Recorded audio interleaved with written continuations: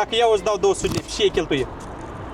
Uite, dacă zici și pe cartonaș, dacă ai inima curată și na samом деле așa, îi câștigi prea mult. Nu, e bun variantul, dar nu chiar. Хорошо, dar tu? Kebab все. Noi ne ducem să mâncăm, vrei? Jalga, dar tu ce cheltuie? Ладно. Noi căutăm cineva care are pe mămica. Da, acolo un dulcior, ceva, luai la mămica, da, все. Dar n-ai zis, așa? N-ai zis, все, gata, nu. Dacă îți dau 200 de lei, îți cumperi ție înghețat sau îi dai lui mama? Și să-i dau bani sau înghețată? E to e другое. Dacă îți dau 200 de lei, mănânci înghețat sau și îți cumperi tu? Eu și-mi cumpăr? Sau îi dai lui mama?